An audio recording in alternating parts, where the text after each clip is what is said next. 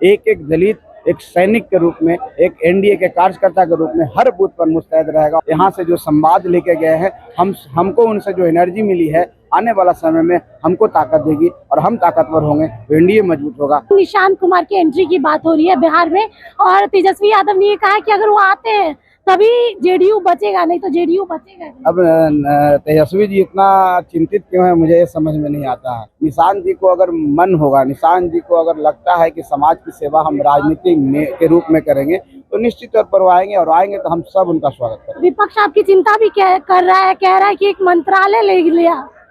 अब वो चिंता करने दीजिए, मैं उनको धन्यवाद देता हूँ कि मेरी चिंता करते हैं, लेकिन संतोष सुमन सक्षम है और कोई चीज के लिए मंत्रालय के लिए नहीं रहता है। नमस्कार, लाइव बिहार देख रहे हैं आप, आपके साथ मैं स्नेहा गुप्ता। ये साल बिहार के लिए चुनावी साल है और इस साल में काफी कुछ होने वाला है। आपको बता दें कि पटना के ऐतिहासिक गांधी मैदान में दलित समागम का आयोजन किया गया हम पार्टी के द्वारा, और इस दौरान हमने खास बातचीत की है बिहार सरकार के मंत्री संतोष सुमन से। क्या कुछ कह रहे हैं, पर आप इस वीडियो पे नजर डालिए। इतना बड़ा कार्यक्रम का आयोजन किया है, क्या करना चाह रहे हैं?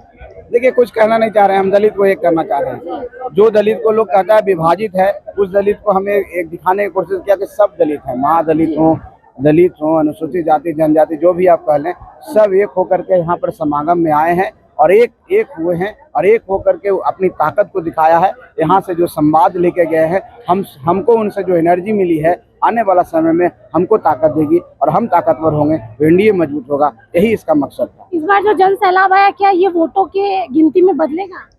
देखिए, निश्चित तौर पर वोटों की गिनती में बढ़ेगा। जब हम काम करते हैं, जनता के बीच में रहते हैं, जनता का विश्वास प्राप्त करते हैं, तो निश्चित तौर पर वोट में परिणत होता है और वो आने वाला चुनाव में वोट में परिणत होगा। एक एक दलित एक सैनिक के रूप में, एक एनडीए के कार्यकर्ता के रूप में हर बूथ पर मुस्तैद रहेगा और हर बूथ को जीतने का काम। सवाल ये भी है कि निशांत कुमार की एंट्री की बात हो रही है बिहार में, और तेजस्वी यादव ने ये कहा कि अगर वो आते हैं तभी जेडीयू बचेगा, नहीं तो जेडीयू बचेगा नहीं। अब तेजस्वी जी इतना चिंतित क्यों है, मुझे ये समझ में नहीं आता है।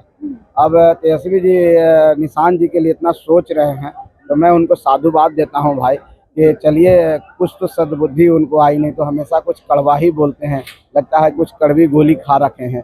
तो तेजस्वी यादव जी जो बोल रहे हैं, उनके बोलने से और नहीं बोलने से निशांत जी राजनीति में आए, ऐसा तो कुछ है नहीं।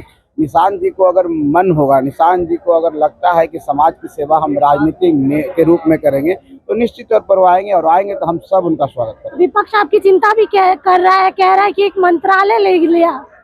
अब वो चिंता करने दीजिए, मैं उनको धन्यवाद देता हूँ कि मेरी चिंता करते हैं, लेकिन संतोष सुमन सक्षम है और कोई चीज के लिए मंत्रालय के लिए नहीं रहता है। संतोष सुमन विचारों की लड़ाई लड़ता है, अपने साथियों की लड़ाई लड़ता है, और हम जहाँ हैं एनडीए की विचारधारा के साथ हैं, एनडीए को मजबूत करेंगे। ये मान सकते हैं कि इस सभा के साथ विधानसभा चुनाव की तैयारियां शुरू हो गई?